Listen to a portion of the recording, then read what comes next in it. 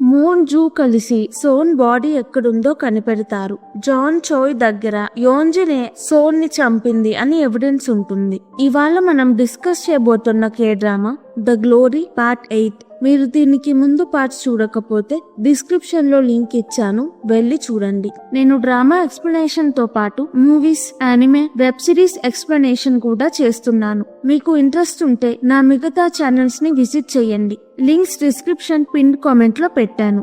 Kong police ని follow అయ్యి తను ఎక్కువ మూసేసిన ఫ్యూనరల్ హోమ్ కి వెళ్తున్నాడు అని తెలుసుకుంటుంది. మూన్ తో అక్కడికి వెళ్లి మార్చురీలో కరెంట్ మీటర్ ఎక్కువగా ఉండడం చూస్తారు. మూసేసిన చోట కరెంట్ ఎందుకు ఇంత వాడుతున్నారు అని నెక్స్ట్ రోజు మూన్ జూ పోలీస్ లాగా అక్కడికి వెళ్లి చూస్తారు. మార్చురీలో ఉన్నది సోన్ బాడీ. మూన్ సోన్ బాడీని మెడ మీద టాటూ చూసి గుర్తుపడుతుంది. పోలీస్ సోన్ బాడీని ఈ ఫ్యూనరల్ హోమ్ లో దాచిపెట్టి వాచ్మెన్ ని కాపలా ఉంచుతాడు. నిజం తెలుసుకోవడానికి చోయ్ తో యోంజిన్ ని జూ క్లినిక్ కి రప్పించి ఎనస్థీషియా ఇచ్చాక తన కాలుకి అయిన గాయం నుంచి శాంపిల్ తీసుకొని యోంజిన్ నుంచి మొత్తం తెలుసుకుంటారు. ప్రెజెంట్ లో యోంజిన్ కాంగ్ ని మూన్ తో పని చేస్తుంది ఎవరో తెలుసుకున్నావా అని అడుగుతుంది. కాంగ్ అతని పేరు జూ, క్లినిక్ ఉంది, తన అమ్మ నాన్న పెద్ద హాస్పిటల్ కి ఓనర్స్ అంటుంది. యోంజిన్ సర్జరీ అప్పుడు జూ సోన్ గురించి నన్ను అడిగి ఉంటాడు అనుకుంటుంది.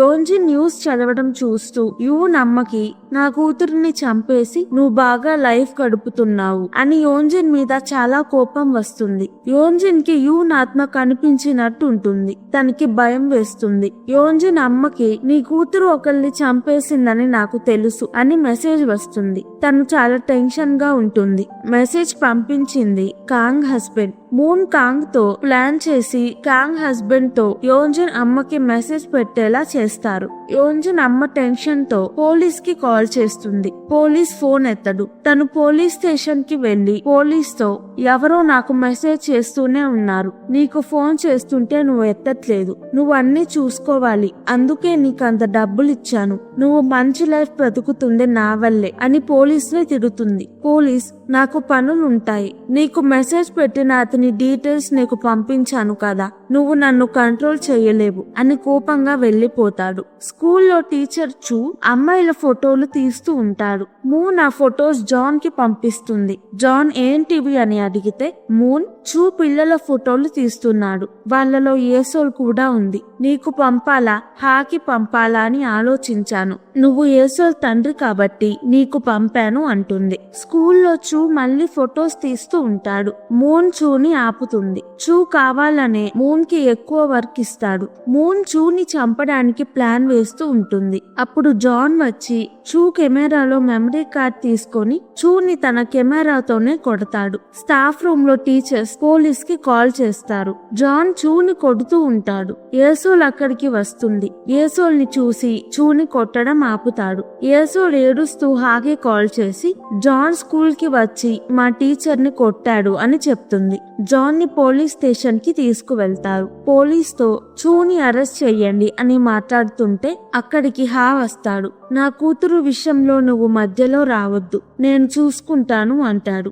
జాన్ నేను ఏసోల్ నాన్నని, నువ్వు కాదు అంటాడు. ఇద్దరూ తన్నుకుంటారు. హా నా కూతురు గురించి నేను చూసుకుంటాను అని కోపంగా వెళ్లిపోతాడు. కాంగ్ హస్బెండ్ యోంజిన్ అమ్మని బ్లాక్ మెయిల్ చేస్తూ డబ్బులు తీసుకుంటాడు. కాంగ్ ని షాపింగ్ కి తీసుకువెళ్తాడు. కాంగ్ వాళ్ళతో పెట్టుకోవద్దు, ఆమె కూతురు ఒక్కల్ని కాదు ఇద్దరిని మర్డర్ చేసింది అని చెప్తుంది. ఇంకా ఎక్కువ డబ్బులు వస్తాయని తన హస్బెండ్ ఆనందంగా ఉంటాడు. పోలీస్ పంపిన గూండాలు కాంగ్ ఫ్యామిలీని ఫాలో అవుతూ ఉంటారు.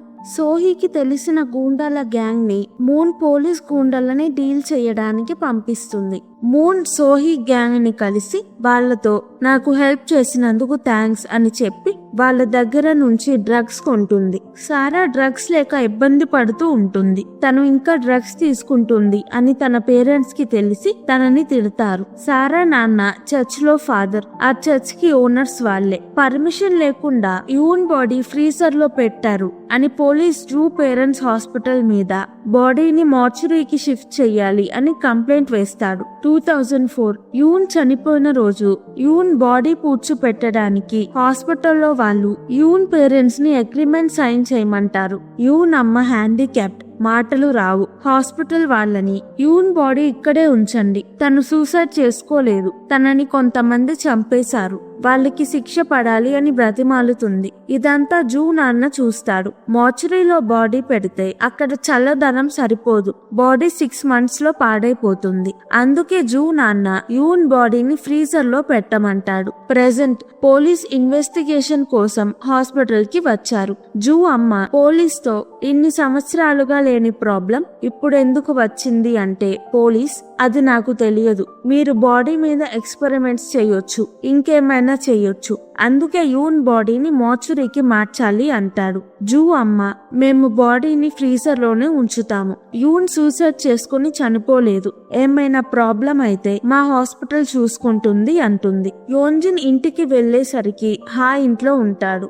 ఏసోల్ ని తన నాన్నమ్మ ఇంట్లో వదిలి పెడతాడు. యోంజిన్ హా మొహం మీద దెబ్బ చూసి ఏమైంది, ఏసో లేది అని అడుగుతుంది. హా ఇప్పుడు మంచి టైం కాదు అంటాడు. యోంజిన్ ఏమైంది అని అడుగుతూ ఉంటుంది. హా యోంజిన్ ని తిట్టి, నాకు నీ సీక్రెట్స్ అని తెలుసు, జాన్ ఏసోల్ నాన్న అని కూడా తెలుసు, నువ్వు ఒప్పుకున్నా ఒప్పుకోకపోయినా ఏసోల్ నా కూతురే, నాతోనే ఉంటుంది అంటాడు. యోంజిన్ ఇప్పటిదాకా హా ఏసోల్ కి తన గురించి తెలియకుండా చూసుకుంది, కానీ ఇప్పుడు ఇద్దరికి తన గురించి తెలిసిపోయింది. మూన్ అమ్మ మూన్ క్లాస్ లో స్టూడెంట్స్ పేరెంట్స్ కి మూన్ గురించి చెడ్డగా చెప్తుంది. మూన్ ని స్కూల్ నుంచి తీసేస్తారు. మూన్ అమ్మ యోంజిన్ ఇచ్చిన డబ్బులతో కొత్త బట్టలు, హ్యాండ్ బ్యాగ్స్ కొంటుంది. మూన్ ఇంటికి వెళ్లి వాళ్ళ అమ్మతో, నా లైఫ్ ఎందుకు నాశనం చేస్తున్నావు, నాకు సపోర్ట్ చేయకపోయినా పర్లేదు, నా శత్రువుతో పని చేయకు అని ఏడుస్తూ బట్టలు చింపుతుంది. మూన్ అమ్మ మూన్ ని కొడుతుంది. మూన్ కి రక్తం వస్తుంది.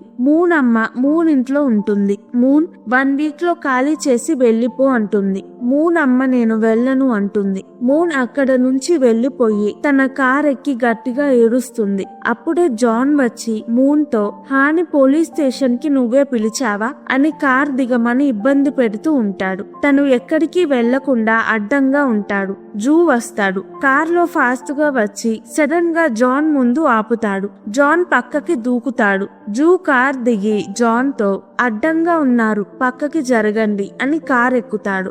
జాన్ లెగిచి జూ కార్ ముందు నిల్చుంటాడు. జూ జరగకపోతే నిజంగా గుద్దుతాను అని కార్ తో జాన్ ని గుద్దపోతాడు. జాన్ పక్కకి జరుగుతాడు. మూన్ జూ అక్కడ నుంచి వెళ్లిపోతారు. మూన్ అమ్మ వెళ్లేదాకా మూన్ జూతో ఉంటుంది. మూన్ ఏడుస్తూ ఉంటుంది. జూకి మూన్ ని ఎలా ఓదార్చాలో అర్థం కాదు. మూన్ ని చూసి బాధపడతాడు. మూన్ అమ్మ దగ్గర జూ ఫోన్ నంబర్ ఉంటుంది. జూకి మెసేజ్ చేస్తూ ఉంటుంది. నెక్స్ట్ రోజు మూన్ సారా చర్చ్ కి వెళ్తుంది. మూన్ ని ఫాలో అవుతున్న కాంగ్ యోంజిన్ కి కాల్ చేసి మూన్ సారా చర్చ్ కి వెళ్తుంది అని చెప్తుంది. సోహీ గ్యాంగ్ మూన్ కి ఒక కొత్త ఫోన్ ఇస్తారు. ఫోన్ నుంచి సారాకి, నా దగ్గర డ్రగ్స్ ఉన్నాయి, కావాలంటే నేను చెప్పిన చోటకి రా అని మెసేజ్ పెడుతుంది. సారా అక్కడికి వెళ్లి డ్రగ్స్ తీసుకుంటుంది. సారా డ్రగ్స్ తీసుకుంటుంది అని చర్చ్ లో ఉన్న వాళ్ళందరికీ మూన్ మెసేజ్ పెడుతుంది.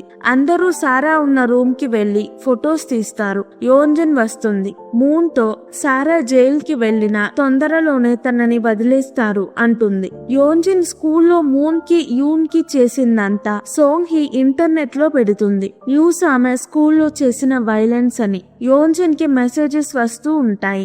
మూన్ యోంజిన్ తో, సారాని జైలు నుంచి తొందరగా వదిలేసినా నిన్ను వదలరు, నువ్వు ఇద్దరిని చంపావు కదా అంటుంది. యోంజిన్ ప్రూఫ్ ఉందా అంటే మూన్ నవ్వుతూ, నువ్వు ఊహించని ప్రూఫ్ నా దగ్గర ఉంది అంటుంది. యోంజిన్ టెన్షన్ పడుతుంది. మూన్ తన ప్లాన్ లో ముందుకి వెళ్తుంది. తరువాత ఏం జరుగుతుందో నెక్స్ట్ పార్ట్ లో చూద్దాం.